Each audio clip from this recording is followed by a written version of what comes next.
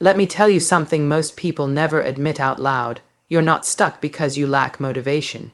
You're stuck because you're surrounded by the wrong people. You can't level up while dragging anchors and calling them friends. The truth is savage but simple. Your environment is either killing your potential or multiplying it. And until you leave the wrong people behind, success will always feel harder than it should. You can't level up while dragging dead weight because every step forward demands energy you're already fighting to protect. And the people around you either multiply that energy or drain it dry. Most people don't realize how much they're slowed down because the weight they're carrying has been on their shoulders for so long that the heaviness feels normal. It feels like loyalty or history or obligation, but really it's just resistance disguised as relationships. The truth is, the people who once fit into your life perfectly might not fit at all once you start growing, and that mismatch creates friction you can't ignore. When you're ambitious and disciplined, you start noticing who keeps pace and who keeps pulling you back to comfort. Dead weight comes in the form of excuses, complaining, lack of vision, and subtle comments that make you question your goals. And the longer you entertain that energy, the more you dilute your own momentum. Growth requires clarity, and you can't be clear while carrying other people's chaos. You level up by choosing to stop carrying what isn't yours. You rise faster when you stop dragging who doesn't want to rise with you. The painful part is that the wrong people rarely announce themselves as wrong. They reveal it slowly through patterns you've been trained to overlook.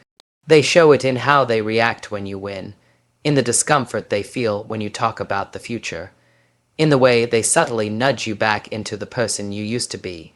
They react like your success is a threat instead of inspiration, and you start shrinking to make them feel comfortable again. But your potential doesn't grow in rooms where your ambition makes other people uneasy. You can't elevate your standards while surrounded by people who normalize mediocrity, and you can't move quickly when others expect you to walk at their pace just to make them feel less insecure. Dragging dead weight forces you to compromise on decisions that should be non-negotiable. You start choosing approval over progress, connection over clarity, familiarity over excellence, and without noticing, the wrong people tether you to the wrong version of yourself. Leveling up demands that you become brutally honest about who adds value and who adds noise, even when that honesty feels uncomfortable or confrontational. It means recognizing that not every relationship should survive every season of your life, and that holding on for too long only keeps you stuck at the same level. The people you surround yourself with shape your identity, your habits, and your mindset. So staying connected to the wrong ones is like trying to run a marathon with someone clutching your shirt from behind. Your forward motion becomes a constant struggle instead of a natural progression. The resistance you face isn't coming from your goals. It's coming from the people around you. And when you learn to release the weight, you realize your pace was never the problem, your people were. Testing loyalty by seeing who claps when you elevate is far more accurate than counting who stood beside you when you stayed the same. The wrong people don't push you, they pull you, and you can't rise while being pulled downward. When you finally decide to leave the wrong people behind, it doesn't mean you hate them or wish them harm. It means you finally value your future more than their comfort. It means you stop explaining your growth to people who never had the capacity to understand it. It means you no longer apologize for wanting more, working harder, or expecting better from yourself. Letting go allows you to reclaim the time and mental bandwidth you've been giving away to relationships that no longer serve you. You stop pouring energy into proving yourself and start investing that energy into building yourself. You stop negotiating your vision down to match their comfort zones. You stop allowing their limitations to dictate your trajectory. The moment you release them, you create space for people who want to build, evolve, and elevate alongside you. And soon you realize that you weren't weak for holding on. You were growing strong enough to let go. Your next level requires a different environment, and the wrong people cannot survive in that environment because they were never built for it. They thrive on complacency, routine, and predictability, while your growth thrives on discipline, focus, and risk. Their mindset and your ambition simply cannot coexist without conflict, and pretending otherwise only slows your progress. You can't carry people who refuse to carry themselves. You can't mentor people who don't want to change. You can't build momentum while constantly managing someone else's stagnation. The wrong people anchor you to the version of yourself that existed before discipline took hold and before ambition matured. And leveling up means outgrowing the very environments and relationships that once felt comfortable. As soon as you leave them behind, you recognize how heavy they truly were and how much faster you accelerate without the weight pulling you back. Loyalty isn't a chain that binds you to people simply because they've been around. It's a choice you renew based on how someone shows up in your life today, not who they were years ago. Too many people stay stuck because they confuse history with compatibility and convince themselves that longevity equals loyalty. But real loyalty is proven through action, alignment, and consistency, not through shared pasts or old memories. You outgrow people when your behaviors evolve faster than their expectations of you.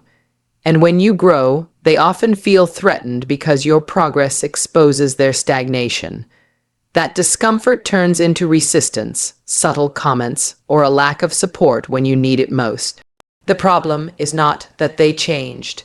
It's that you grew and they stayed the same. Staying loyal to someone who won't grow with you becomes self-betrayal disguised as compassion. And the price of that self-betrayal is your potential being quietly suffocated by relationships that expired long ago. When someone consistently drains your energy, challenges your progress, or minimizes your goals, they're not being loyal. They're being familiar. Familiarity tricks you into believing you owe people a place in your life, even when their presence costs you more than it contributes. You start protecting their feelings at the expense of your future, and you don't even notice how much of yourself you compromise in the process. The people who truly care about your growth will push you to rise, not guilt you into staying the same. They'll clap for your wins, even when those wins highlight where they need to improve in their own lives. But the wrong people will treat your growth like abandonment because they fear being left behind. True loyalty supports your evolution, not your stagnation. And when someone's loyalty disappears the moment your standards rise, it wasn't loyalty to begin with, it was convenience. You must stop choosing convenience over growth if you want to level up. Choosing loyalty based on values rather than history means taking a hard look at who matches your effort, not just your timeline. You need people who lean in when life gets hard, not people who retreat and return only when you've solved everything alone. You need people who see your ambition not as arrogance, but as responsibility. And you need people who understand that growth demands sacrifice, not excuses. When someone's loyalty fades the moment your priorities change, that is the clearest sign that your paths no longer align. Loyalty is supposed to be mutual investment, not emotional debt. But too many people cling to relationships out of fear of conflict, fear of loss, fear of being seen as selfish. That fear becomes a trap that keeps you tied to people who don't even want to meet you at your level. And the longer you stay tied, the more you reinforce the idea that your future is negotiable. But your future is not negotiable, and anyone who forces you to choose between loyalty and growth is not loyal to you, only to their comfort. Real loyalty is rooted in standards, and standards require courage. The courage to enforce them, the courage to communicate them, and the courage to walk away when they're repeatedly violated. When you raise the bar, the first thing you'll notice is who struggles to reach it and who refuses to even try. That separation is not cruelty, it's clarity. The people who rise with you value the relationship enough to grow within it. The people who don't were never meant to accompany you at a higher level. Loyalty means supporting each other's evolution, not holding each other prisoner to old versions of yourselves. And when you stop giving discounts on the standards you live by, you finally make room for relationships built on trust, consistency, and matched effort. That environment becomes the fertile ground where your future builds itself. And the moment you experience that level of alignment, you realize that leaving behind the wrong people wasn't betrayal. It was the only way to honor who you're becoming. Outgrowing people is one of the clearest signs that you're actually doing life right, because growth naturally forces separation from those who refuse to evolve. When you choose discipline over distraction, purpose over pleasure, and improvement over excuses, you start noticing who gets uncomfortable with your progress. The people who once felt like home may suddenly feel like a limitation because they're committed to habits you're trying to outgrow. And when your life begins shifting upward, the people who don't want to shift with you often try to pull you back into the version of yourself they're familiar with. They might call you different, like it's a flaw, or claim you've changed, as if staying the same was ever the goal. But growth demands that you become someone new, someone sharper, someone harder to shake. And evolution makes people uncomfortable when they're still choosing comfort. Your ambition becomes a mirror reflecting everything they've avoided changing. That's why outgrowing them is necessary. It's the cost of becoming who you're meant to be.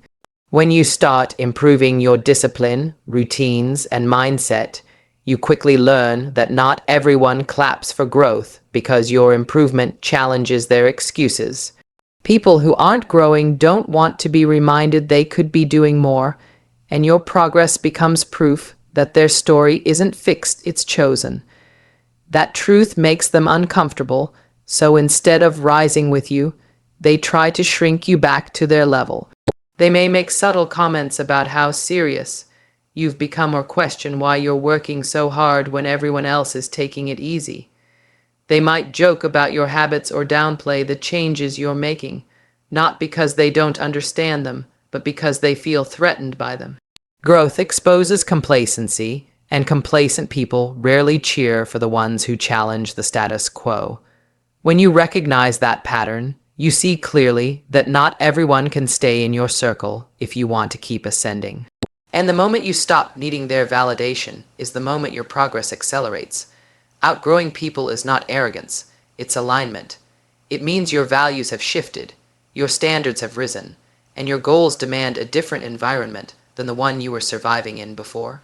The habits you're building, consistency, responsibility, focus, require protection from people who thrive on chaos or stagnation. When you elevate your standards, the people who benefit from your lower ones will resist the change. They'll call you unreasonable for wanting more or claim you're obsessed when you start prioritizing structure. But the truth is that they simply don't want the accountability your growth requires. And if you continue accommodating their comfort, you'll eventually sacrifice your progress just to maintain a bond that no longer contributes to your life. Outgrowing people means you've reached a point where you're no longer willing to shrink yourself just to make them more comfortable. And that shift marks the beginning of real transformation. As you level up, you'll notice your circle naturally shrinking because fewer people are willing to operate at the pace your goals demand. Not everyone wants to wake up early, stay disciplined, or challenge their limitations. Not everyone wants to sacrifice comfort for progress. And not everyone wants to have conversations about mindset, improvement, and ambition. Your growth becomes a filter, separating those who are willing to rise with you from those who only enjoyed you when you were easier to access and easier to influence. The people who truly align with your direction won't feel intimidated by your evolution. They'll feel inspired. They won't fear losing you. They'll work to keep up. But the ones who fade away weren't lost. They were released by a higher version of yourself. Growth sharpens your awareness, and that awareness reveals who's meant for your future and who was only meant for your past. And every time someone falls away, you gain more space to become who you need to be next. Outgrowing people is necessary because the version of you that remains loyal to everyone from your past is not the version capable of building the future you want. You cannot elevate your habits while surrounded by people who normalize excuses. You cannot sharpen your discipline while surrounded by people who resent structure. You cannot pursue long, long-term goals while surrounded by people addicted to short-term comfort. And you cannot level up while constantly being reminded of the person you used to be. Growth requires shedding old identities, old environments, and sometimes old relationships. It means choosing the higher path even when it's lonelier, quieter, and demands more responsibility. And while letting go may hurt, staying where you don't belong costs far more.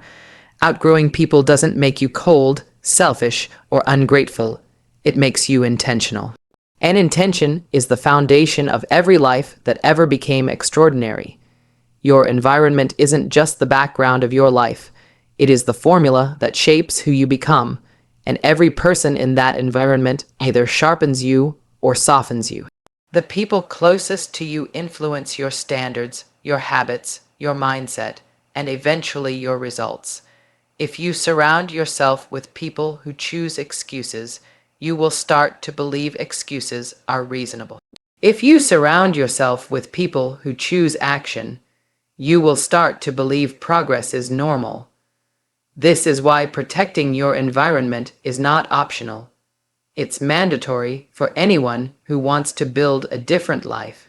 The wrong people normalize the behavior you're trying to escape, while the right people reinforce the behavior you're trying to build. Most people underestimate how contagious mediocrity is because mediocrity arrives quietly, disguised as comfort. But excellence is contagious too, and it only thrives when you choose the rooms where ambition lives. The environment you tolerate is the environment you become. The difficult part is realizing that not everyone you care about can survive in the environment that supports your next level, because some people are committed to the identity you've outgrown. They want you predictable, familiar, and easily understood. They don't want you growing into someone that forces them to confront their own limitations. So when you start upgrading the standards of your environment, you begin noticing who feels threatened by the change. They may accuse you of being distant, different, or too focused, as if caring about your future is a flaw. But they're not reacting to your improvement. They're reacting to the gap that improvement creates. They show you through resistance, jealousy, or withdrawal that they cannot coexist with the version of you who is leveling up. Protecting your environment requires that you pay attention to these signals, no matter how much they hurt. Because every moment spent negotiating your standards is a moment stolen from your growth, and your growth is too valuable to be compromised by someone else's comfort. Building the right environment isn't about controlling people. It's about curating energy, curating attitudes, behaviors, and mindsets that reinforce who you're trying to become. The people who deserve a place in your environment are the ones who are willing to grow, not the ones who demand that you shrink. They're the ones who push you to stay disciplined even when it's inconvenient, not the ones who encourage you to cut corners. They're the ones who hold themselves to a high standard and expect you to do the same, not the ones who conveniently disappear when accountability enters the room. A strong environment is built with people who want you to win and aren't intimidated by the work required. You don't need cheerleaders who only clap when it's comfortable. You need builders who stand with you in the hard moments and still expect greatness from you. And the moment you experience that kind of alignment, you recognize how destructive the wrong environment truly was. Because once you feel supported by the right circle, you can't unsee how much the wrong one was costing you. Curating your environment demands courage, discipline, and emotional maturity, because it often requires distancing yourself from people you once assumed would be with you forever. It means choosing your future over your familiarity and choosing your standards over your sentimentality. Growth forces you to evaluate relationships based not on how long they've existed, but on how well they serve your evolution. That evaluation isn't cruel, it's necessary. You cannot elevate your life while your environment actively pulls you backward, and you cannot step into a higher identity while surrounded by people who prefer the lower version of you. When you finally protect your environment with the seriousness it deserves, you give yourself the space to think clearly, act decisively, and progress rapidly. And with that clarity comes a deeper understanding. Your environment doesn't reflect who you are. It reflects what you accept. Protect it and your life transforms. Neglect it and your life declines. The truth is simple. Your environment is either your engine or your anchor, your fuel or your friction. And your success depends on choosing the people who elevate your ambition rather than drain it. When you design your life around an environment that supports your goals, your growth becomes inevitable instead of accidental. You begin rising not because of luck, but because your daily influences are aligned with the person you're becoming. And the more intentional you become about who gets access to you, the more powerful your trajectory becomes. Protecting your environment isn't selfish, it's strategic. It's what separates those who talk about changing their lives from those who actually do it.